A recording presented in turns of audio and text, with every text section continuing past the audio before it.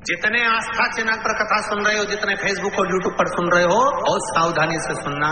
और एक बार पहले भी कथा में कांच फिर कहते हैं, जिसका लोहे से जुड़ा हुआ व्यापार हो या कोई फैक्ट्री हो या कोई कारखाना हो जो नहीं चल रहा हो, बहुत प्रॉब्लम आ रही हो, कर्जे में जाते जा रहे हो, चल ही नहीं पा रहा, हनुमान जी के उल्टे पांव का सिंदूर लाओ, गतिमान हनुमान जी के नाम से उस जगह पर, उस मशीन पर एक स्वस्तिक और एक त्रिशूल बना दो और उसका पूजन कर दो गतिमान हनुमान के नाम से। कौन से हनुमान? गतिमान। हनुमान जी महाराज के चौथे नंबर के भाई गतिमान के नाम से। वो फैक्ट्री, वो मशीन फिर कभी दिक्कत नहीं देगी, वो बढ़ती चली जाए। अगर आपका ट्रेवल्स का काम है, गाड़ियों का काम है, ट्रक का काम है, बस का काम है, छोटी छोटी गाड़ियों का काम है, नहीं चल रहा, तो हनुमान जी महाराज के तीसरे नंबर के भाई वृत्तिमान, क्या नाम है? वृत्तिमान। हनुमान जी महाराज के तीसरे नंबर के भाई वृत्तिमान का नाम लेकर, श्री वृत्तिमान हनुमान बोलकर, हनुमान जी के मंदिर का सिंदूर लाकर उससे गाड़ी पर एक केवल बिंदी अकेली रख दीजिए, केवल एक बिंदी रख दीजिए, और गाड़ियों पर बिंदी रखकर एक लाल ध्वजा गाड़ियों के अंदर रखकर उसको हनुमान जी के मंदिर में या पीपल के वृक्ष पर उसको बंधवा दीजिए। कभी गाड़ी खराब नहीं होगी और व्यापार ऐसा चलेगा, ट्रेवल्स एजेंसी ऐसी चलेगी कि आपको पीछे पलट कर देखना नहीं पड़ेगा। वृत्तिमान।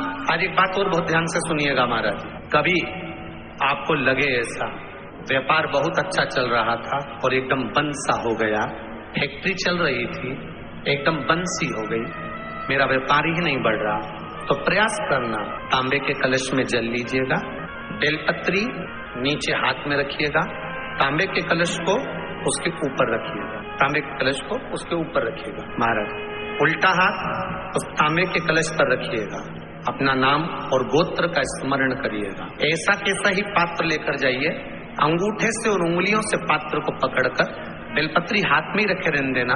अपनी जिस कामना से जो भी व्यापार है आपका, जो फैक्ट्री है, जो व्यवसाय है, नहीं चल रहा, या इंटरव्यू के लिए जा रहे हो, नहीं हो रहा, तो जल का पात्र पकड़कर हाथ का स्पर्श कर कर जल श्री तुम्ब रूपेश्वर महादेव, कौन से महादेव? तुम्ब रूपेश्वर महादेव के नाम से शिव को चढ़ा दीजिए।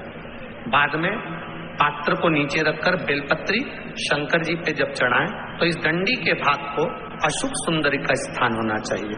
चढ़ाते समय डंडी का भाग अशुभ सुंदर की ओर रख दें महाराज। झोली पसार कर प्रणाम करें, बाबा से निवेदन कर कर आए। 3 से 4 दिन लगेंगे, जो व्यापार ठप पड़ा था उसमें थोड़ी सी उन्नति होना प्रारंभ हो गया। तुम रूपेश्वर महादेव भगवान शंकर आनंद की राशि है, शिव सुख की राशि। अरे हम तो कहेंगे आपसे, हम आपसे कहेंगे, अग्नि पुराण का एक संवाद जरूर ध्यान रखिएगा, शिव महापुराण का, लिंग पुराण का, नर्मदा पुराण का संवाद याद रखिएगा, स्कंद पुराण का संवाद याद रखिएगा कि जिसके घर में धन की कमी हो, जिसके घर में रुपये की कमी हो, पैसा नहीं आ रहा, व्यापार नहीं चल रहा हो, आप बेलपत्री के पेड़ के नीचे या शिव मंदिर की चौखट पर प्रदोष काल में प्रतिदिन 2, 4, 8, 15 दिन, 20 दिन, 1 महीना घी का दिया लगाकर तो देखो, शिव सुनता है कि नहीं सुनता। और जिस दिन आपका कोई काम अटक गया, नहीं हो रहा, सारी दुनिया के आपने हाथ जोड़ लिए, तब शमी के पत्ते ले जाकर प्रदोष काल में शंकर को समर्पित करके तो देखो। जिस शमी के पौधे में कांटे ही कांटे होते हैं, उस शमी की पत्ती को शंकर को देकर देखो। प्रदोष काल में अगर कोई काम दुनिया के हाथ जोड़ लिया आपने, दुनिया से कह दिया कि मेरा ये काम वो नहीं हो रहा, तो एक आप थोड़ा 5 पत्ते शमी की ओर ले जाकर शिव जी को दो, शंकर को प्रदान करो।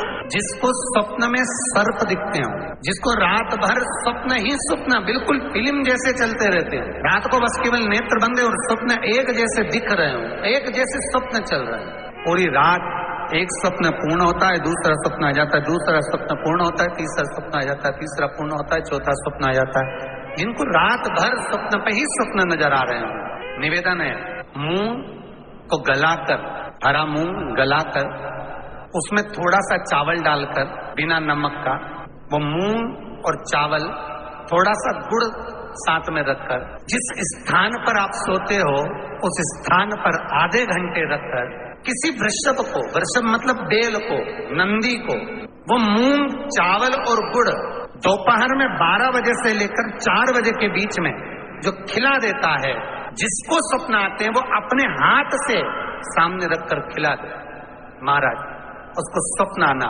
रात भर जो नींद नहीं आती, केवल स्वप्न ही स्वप्न दिखते हैं, वो स्वप्न समाप्त हो जाते हैं। और केवल एक ही बार करना है आप। बुधवार के दिन इस दुर्वा का अलग अलग महत्व है महाराज।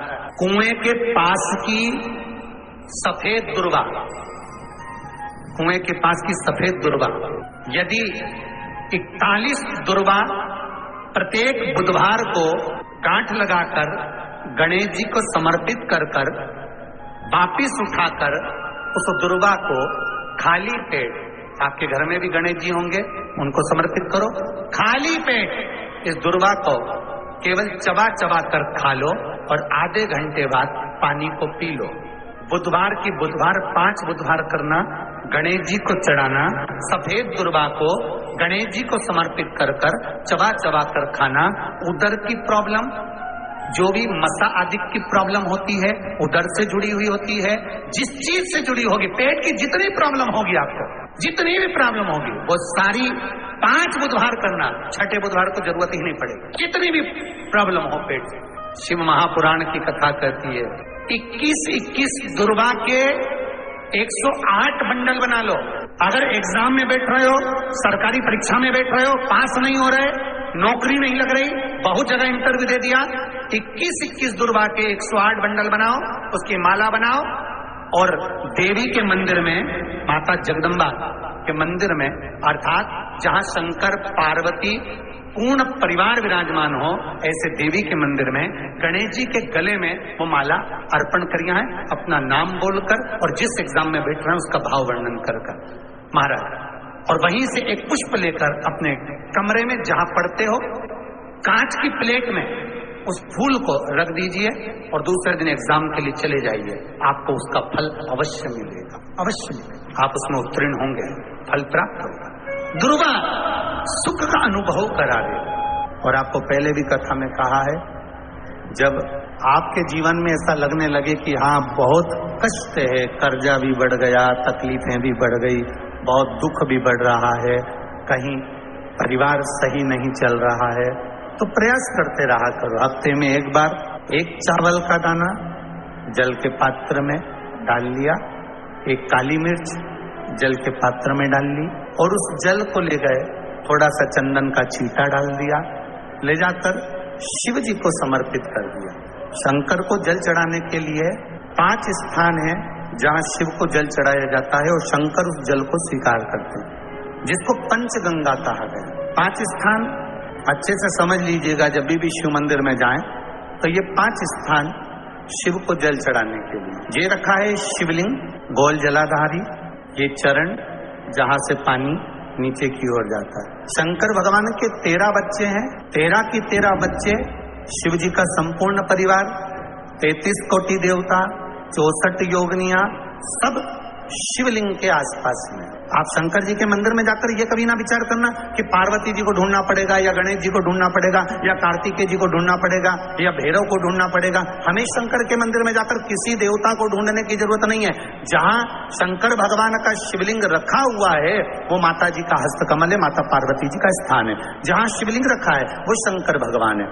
जहां जलाधारी है उस जलाधारी के पास में जहां पानी बहता है बीच में अशोक सुंदरी का स्थान है। जहां से पानी बह रहा है उसका राइट भाग वहां गणेश जी का स्थान है, लेफ्ट भाग कार्तिकेय जी का स्थान है। शंकर भगवान के ऊपर जो जल गिर रहा है वो शंकर भगवान की 5 लड़कियां, जया, विषहरा, शामलीबारी, दौतली, देव, ये शंकर जी की 5 बेटियां ऊपर हैं। जहां से पानी बहकर उस निकासी से, जहां नाली बनी रहती है, पानी जहां से निकलकर बाहर मंदिर के जा रहा है वो 33 कोटि देवताओं का स्थान है। इसलिए सारे मंदिरों की परिक्रमा हो सकती है पर शंकर जी के मंदिर की परिक्रमा नहीं करते, क्योंकि वो जल जो जा रहा है वो 33 कोटि देवताओं का स्थान है, उसको हम लांघ नहीं सकते। वो स्थान जल चढ़ाते समय आप इसका स्मरण रखें। पानी का जब पात्र लेकर जाते हैं मंदिर के अंदर, सबसे पहले शिव जी का जो जलाधारी है उसमें राइट भाग पर अपनी मनोकामना कर जल चढ़ाएं। फिर लेफ्ट भाग में चढ़ाएं रोग मुक्ति के लिए, अशोक सुंदरी की जगह पर चढ़ाएं, ये तीसरा स्थान। चौथा स्थान माता पार्वती जी का जो कटी भाग है जहां पर शिवलिंग रखा हुआ है उस भाग पर जल चढ़ाएं, चौथा भाग। पांचवा भाग शंकर जी के ऊपर चढ़ाएं। ये 5 जगह पर जल क्रम वाइज चढ़ाएं। आप लोग जाते हो डायरेक्ट जाकर शंकर जी पे जल उंडेल कर आ जाते हो, सीधे गए और शिव जी पे जाकर आपने जल चढ़ा दिया।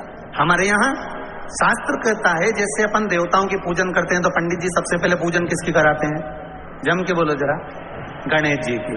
गणेश जी के बाद पूजन कराते कराते कराते कराते कराते कराते आगे के सारे देवता कराते कराते कराते कराते फिर मूल पूजन पर पहुंचते हैं। आप डायरेक्ट मूल पूजन पे पहुंच जाते हो। हम कभी नहीं, आपने कभी शिव पुराण के माध्यम से कभी सुना कि हमने आपसे कहा कि आप शिव जी के मंदिर में जाकर इतने रुपए खर्च करना या इतना रुपया देना या इतना आप लगाना? कभी कहा यहाँ से व्यासपीठ से कभी नहीं बोले कि आप इतना खर्चा करो या आप इतना लगाओ। व्यासपीठ से इतना जरूर बोले हैं कि 1 लोटा पानी, या कभी बोला होगा तो फूल या शमी पत्र या बेल पत्र, और बोला होगा तो तुम्हारे घर में जो सामान होगा वही बताया होगा। शहद है, घी है, या शमी पत्र है, या पीपल का पत्ता है, या आदि कादि काली तिल, काली मिर्च आदि कादि जो भी होगा वही आपके घर में जो है वो शिव को दो। जो तुम्हारे पास है वो भगवान को दो, भगवान उसको स्वीकार करे। तुम्हारा अपना जो तुम्हारे पास में है वो आप भगवान को दो। आप शिव को प्रदान करो तो दिल से दो, जो भी दे रहे हो ना दिल से प्रदान करो।